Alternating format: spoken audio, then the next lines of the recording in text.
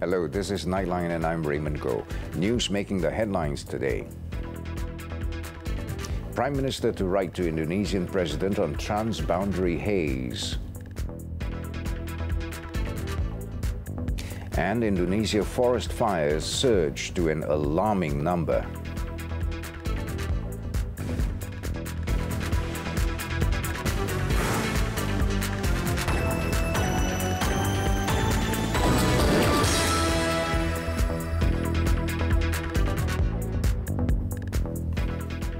Good morning.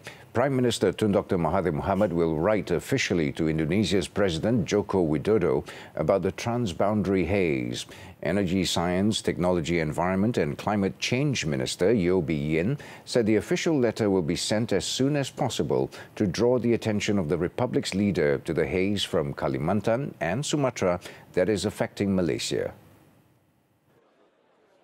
Speaking to reporters in Johor Bahru, Yeo said the move was in view of the transboundary haze issue that has become more critical due to the ongoing forest fires in Indonesia. Saya telah berbincang dengan Perdana Menteri dan Perdana Menteri telah bersetuju untuk menulis surat kepada Presiden Jokowi untuk menarik perhatian beliau supaya untuk membuat menarik perhatian beliau atas isu jerepu melintasi sempadan inilah, dan saya sebagai Menteri Alam Sekitar saya memang berharap bahawa kerajaan Indonesia akan meningkatkan jentera mereka. She revealed that the number of hotspots in Kalimantan and Sumatra have also increased. Commenting on Indonesian Environment Forestry Minister Siti Nurbaya Bakar's denial over the cause of the haze, Yeo said the minister can refer to the ASEAN Specialized Meteorological Center website to get accurate data on the haze.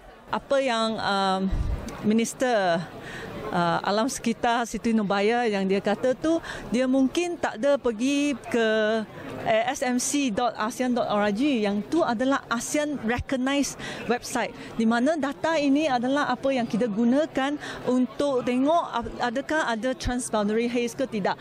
Dia tulis memang di sana.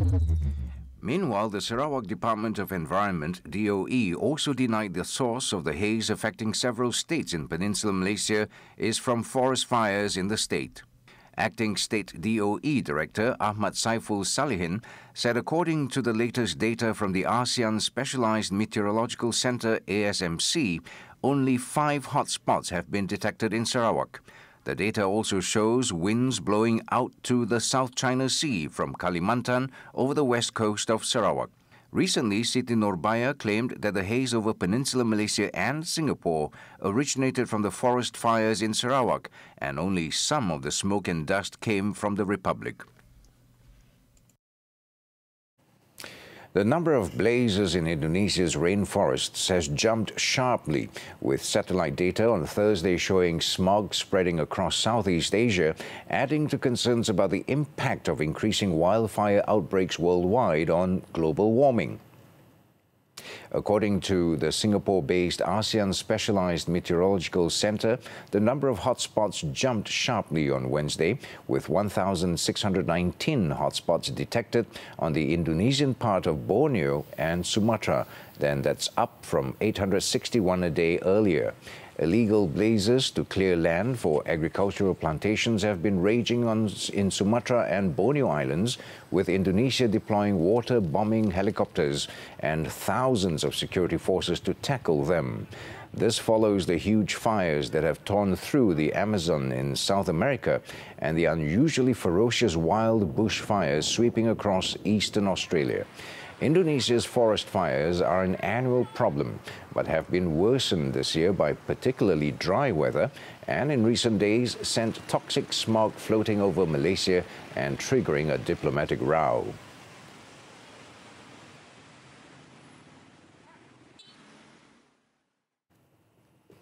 In Selangor, a total of 29 schools in Klang and Kuala Langat will be closed on Friday due to the haze, and that's up from only 5 schools to be closed Thursday.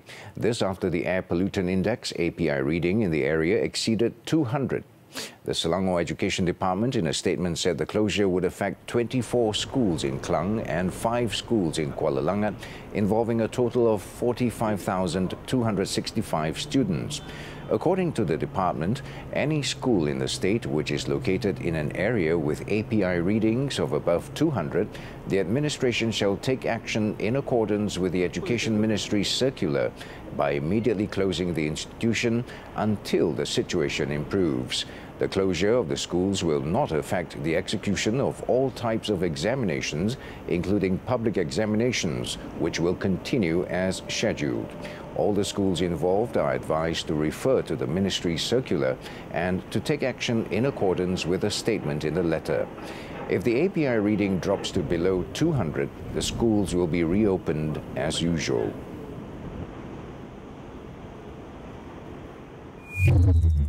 Meanwhile, the Pulau Penang state government has directed schools and sports organizations to stop all outdoor activities due to the haze. This is after the API readings at 2 areas in the island recorded unhealthy readings. The state government will also be issuing 100,000 face masks immediately through its state assemblymen, and priority will be for schools in their respective constituencies. Schools will remain open for now unless the situation worsens. The Malaysian Meteorological Department has teamed up with the Royal Malaysian Air Force to carry out cloud seeding operations in West Sarawak on Thursday. Its Director General, Jailan Simon, said the operations were conducted in several areas including Sri Aman, Kuching and Samarahan to reduce the haze there. Didapati memang ada hujan lah yang agak lebat juga di beberapa kawasan yang kita buat pemandian awan tu. Jadi alhamdulillah lah ada kejayaan hari ini. Kalau kita perhatikan bilangan hotspot di sebelah Kalimantan nampaknya meningkat berkali ganda. Jadi kita bimbang baik esok atau lusa angin akan tiup balik ke kawasan kita lah. Itu yang kita bimbang. Jailan said several factors including atmospheric conditions, wind formation and direction would be taken into consideration before the cloud seeding operation could be carried out. He also said that the haze is expected to end early next month when the monsoons change and the southwest monsoon ends.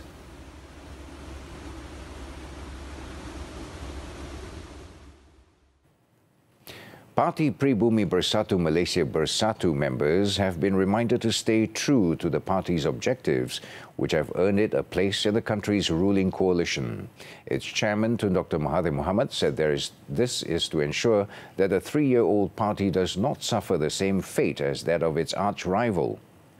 The Prime Minister said this in his speech at Bersatu's 3rd anniversary program held in Shah Alam, Selangor on Thursday night. Also present were Bersatu President Tan Sri Muhyiddin Yassin, who is also Home Minister, Party Deputy President and Kedah Menteri Besar Dato Sri Mukris Mahathir. Earlier, Tun Dr. Mahathir joined hundreds of party members in reciting the Yasin and prayers at the Sultan Salahuddin Abdul Aziz Shah Mosque. The ceremony began with Maghrib prayers led by the mosque's imam, followed by the recital of Yasin and Doa Selamat, and ending with the Isha prayers.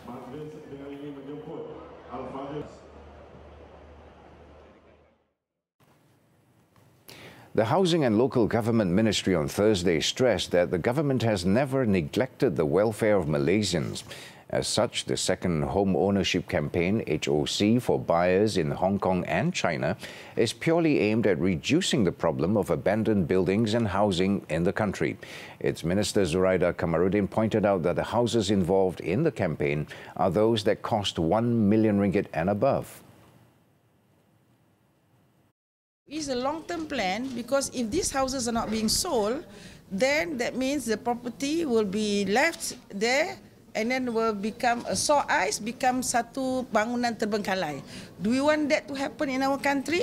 Rumah-rumah yang tidak tinggal, yang terbiar, terbengkalai. It will be a very bad image for the country to have this sort of buildings. The minister spoke to the media after the soft launch of the 7th Asia-Pacific Urban Forum in Putrajaya on Thursday. The minister said that the prospective campaign would also cater to buyers from other countries who wish to purchase houses in Malaysia and not just Hong Kong and China. Zoraida said her ministry would come up with an outline and hold discussions with the Tourism Ministry to make it part of the Malaysia My Second Home program. Meanwhile, the National House Buyers Association has cautioned that the proposal to sell unsold high-end properties to foreigners could have unintended consequences. Its Honorary Secretary-General, Dr. Chang Kim Loong, said developers who are not able to sell their high-end properties are reaping the consequences of not building what the Malaysian market needs, which is affordable properties. He said helping developers to market them to foreign buyers could encourage them to continue with such behavior. He said the government should not intervene when it comes to high-end properties, as this segment is best left to market forces, as it only involves a small segment of the population. The Domestic Trade and Consumerism Ministry has rubbished claims that prices of certain goods have dropped due to a boycott campaign against non-Muslim products. Its Minister, Dr. Sri Saifuddin Nasution Ismail, said such claims are baseless, as prices of goods are largely determined by market forces. Setakat ini kita tak boleh verify fakta itu. Saya faham katanya minyak masak, tapi minyak masak memang sekarang ni harga sawit turun. Jadi bahan utama buat minyak masak ni RBD olin. Itu punya boleh turun ke macam mana? Ya, kita dalam bab itu kita serah pada kuasa pasaran. Kalau sumber utamanya tu harga jatuh, harga runcit akan jatuhlah. Okey, ataupun kalau permintaan itu dia bergantung pada supply and demand, teori ekonomi asal. Jadi saya tak mau kaitkan soal setakat ni tak ada siapa boleh sahkan.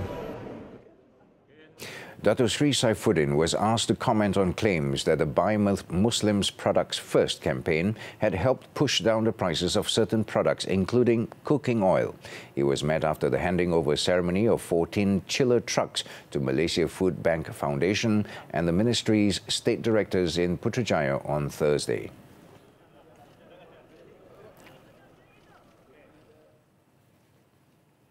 Bank Negara Malaysia BNM has maintained the overnight policy rate, or OPR, of 3% at its Monetary Policy Committee MPC on Thursday.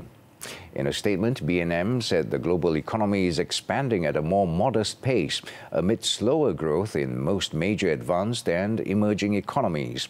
It said global trade going forward is expected to weaken further as trade tensions continue to escalate, with increasing signs of spillovers to domestic economic activity in a number of countries. For Malaysia, the central bank said the stronger economic growth performance in the second quarter of 2019 was underpinned by the resilience of private spending. Going forward, these domestic drivers of growth, alongside a stable labour market and wage growth, are expected to remain supportive of economic activity. On the external front, it said Malaysia's diversified exports will partly mitigate the impact of softening global demand. It also maintained its baseline growth projection for this year within the range of 4.3 and 4.8%.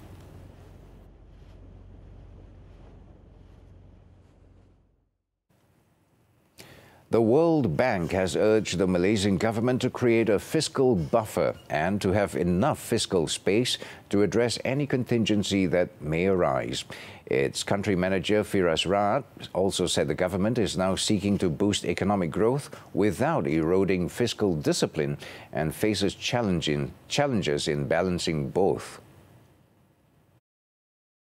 One is to grow the budget, the other to grow the economy, and the other is to make sure that the poor and the vulnerable are protected, and to make sure that the fiscal position is well maintained. So this is going to be an act of sort of balance, or a balancing act that it will have to try to achieve, and we will see where things turn out over the next few weeks and months. He was met after the launch of the World Bank's latest report monitoring occupational shortages, lessons from Malaysia's critical occupations list by Human Resource Minister M. Kulasegaran. The report revealed that Malaysia's critical occupation list, or COL, is an innovative platform for keeping abreast of changing labour market demands associated with new technologies, automation and Industry 4.0.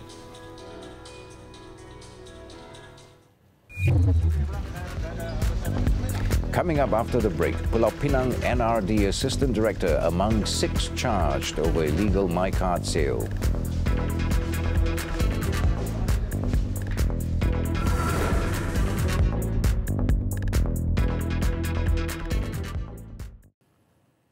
Welcome back to Nightline. In Pulau Pinang, State Assistant National Registration Department NRD Director Muhammad Faizul Arifin was among 6 people who were slapped with 32 charges of falsifying Malaysian birth certificates and identity cards or MyCard and selling these documents to foreigners from China. Muhammad Faizul had most of the charges at 11. According to the charge sheet, he allegedly issued false MyCard to Chinese nationals between September 20th last year and May 3rd this year. Sometime between January and April this year, it also was alleged that he forged Malaysian birth certificates and MyCard, as well as smuggling of migrants into the country. The 5 other accused, aged between 34 and 66, were charged under the Anti-Trafficking in Persons and Anti-Smuggling of Migrants Act and under the Penal Code for abetment. The charges against the 6 were read out separately in 2 sessions courts before judges Salha Hamzah and Mazdi Abdul Hamid. They face a fine of up to 500,000 ringgit and a jail term of up to 15 years if convicted. The cases were fixed for mention on September 18th. A self-employed man who was dubbed Cosplay Killer on Thursday escaped the gallows for the murder of his teenage girlfriend, whose remains he stuffed in a suitcase in 2013. A 3-member Court of Appeal bench, chaired by Datuk Kamardin Hashim, substituted the charge to culpable homicide, not amounting to murder.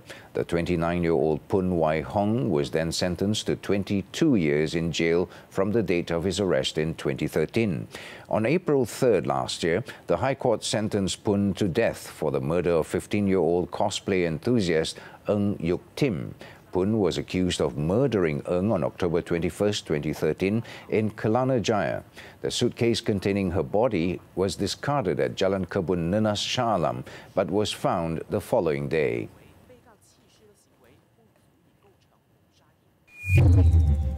The mother who strangled her 3-month-old baby girl to death on Wednesday has been remanded for 7 days, starting Thursday, to assist investigation into the incident.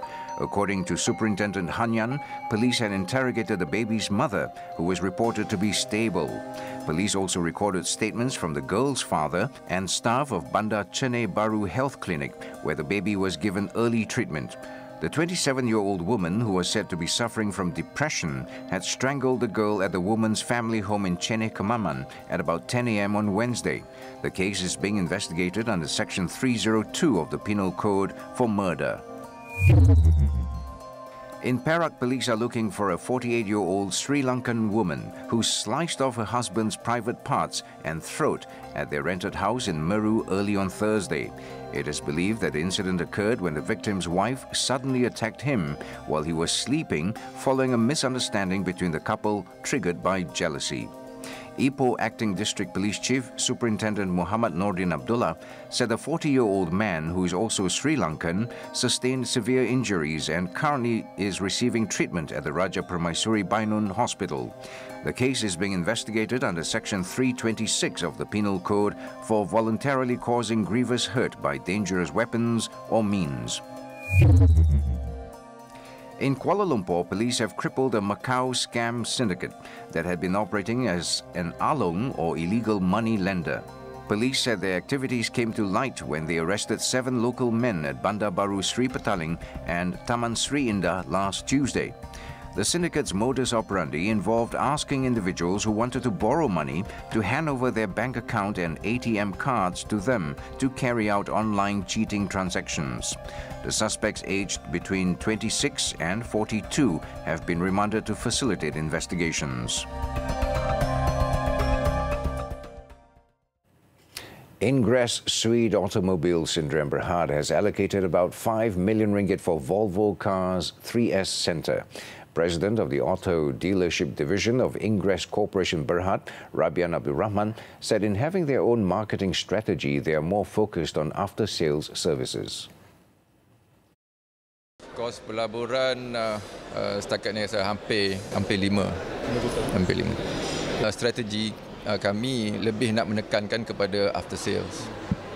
Di mana di situlah kami nampak peluang di Volvo, di mana jualan meningkat tetapi masih kekurangan service bay di KL ini. He said this after the launching of the new Volvo Cars 3S Sales Service Spare Parts Centre on Thursday. The company also targets to sell about 80 units of vehicles by the year's end. Volvo Cars Malaysia currently has 12 showrooms across Malaysia, with another slated to be opened by year end. 26 climbers involving 20 Malaysians and 6 Brunei nationals jointly raised the giant jalloo gamelon at the Everest Base Camp at about midday Malaysian time on Wednesday. The giant jalloo gamelon measured 12 meters by 6 meters and weighed 11 kilograms. It was successfully raised in conjunction with the 62nd National Day and Malaysia Day celebrations after the group took 9 days trekking through the 65-kilometer distance from Lukla to Gorakshep, Nepal. The expedition to the camp was also participated by Noor 2 drama actors, Azhan Rani and 5 media personnel. The 16-day expedition, which kicked off on August 31st, was organized by Summit Attack Resources, SAR, and led by Muhammad Fakrul Munir Muhammad Isa, who is also a fire department personnel from Kuala Kubu Baru Central Region Fire Rescue Academy.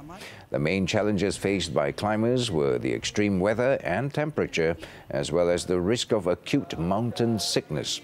For the home team, it was an exciting expedition as they had the opportunity to raise and fly the jalloo gamelon on the camp and conquer Kalapata summit for the first time.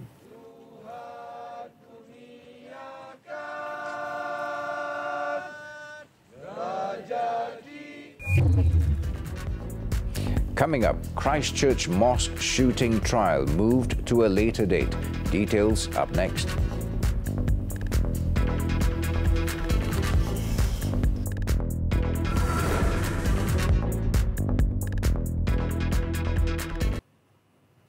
On to the foreign front now. Prime Minister Boris Johnson on Thursday has denied lying to Queen Elizabeth over the reasons for suspending the British Parliament after a court ruled his decision was unlawful and opponents called for lawmakers to be recalled to discuss Brexit. According to Johnson, the current session of Parliament was longer than any since the English Civil War in the 17th century, adding that lawmakers would have plenty of time to again discuss Brexit, and which will take place after an EU summit. He says Parliament was suspended to allow the government to present its legislative programme. With less than 50 days until the United Kingdom is due to leave, the government and Parliament are locked in conflict over the future of Brexit, with possible outcomes ranging from leaving without a deal to another referendum. A no-deal Brexit could snarl cross-channel trade routes, disrupting supplies of medicines and fresh food, while protests spread across Britain, according to a worst-case scenario reluctantly released by the government on Wednesday. The eyes have it. Unlock. In another development, New Zealand's High Court on Thursday has altered next year's trial dates for the man accused of murdering 51 Muslim worshippers in Christchurch Mosque. This is to avoid the hearing clashing with the holy month of Ramadan. Australian Brenton Tarrant's trial was due to begin on May 4th, 2020, which next year will coincide with Ramadan in the Islamic calendar.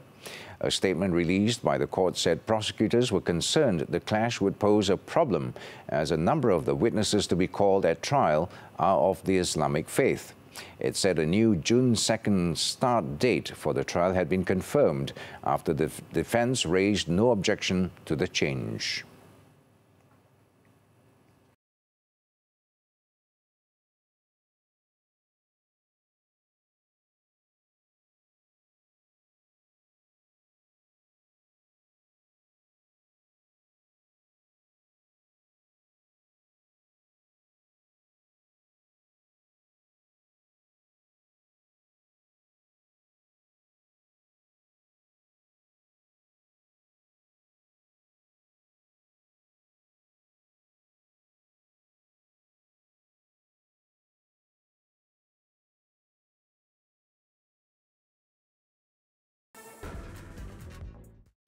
And that cycling action wraps up Nightline this time around. Before we leave, let's take a look as gamers get a sneak peek at everything from the hyper-realistic, much-anticipated Death Stranding to an Olympic-themed Mario edition at this year's Tokyo Game Show.